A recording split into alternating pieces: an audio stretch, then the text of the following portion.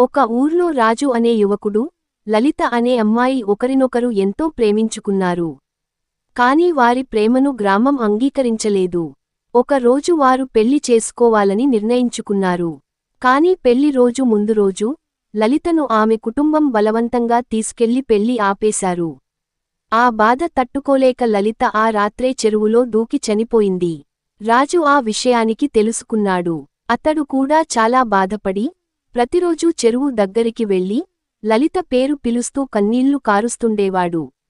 ఒక అర్ధరాత్రి, రాజు చెరువు వద్ద కూర్చుని ఉన్నప్పుడు, వెనుక నుండి లలిత స్వరం వినిపించింది. రాజూ, నేను వచ్చాను. అతడు వెనక్కి తిరిగి చూడగానే, లలిత తెల్లటి దుస్తుల్లో, కన్నీళ్లతో కనిపించింది. రాజు ఆమెవైపు పరుగెత్తాడు. కాని దగ్గరకి వెళ్లగానే ఆమె రూపం క్రమంగా ఆవిరై, కేవలం ఒక చల్లని గాలి మాత్రమే మిగిలింది.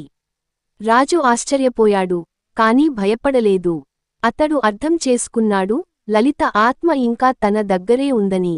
ఆ రాత్రి తర్వాత కూడా, రాజు ఎప్పుడూ చెరువు దగ్గరికి వెళ్ళినప్పుడు, లలిత ఆత్మను అనుభూతి చేసేవాడు.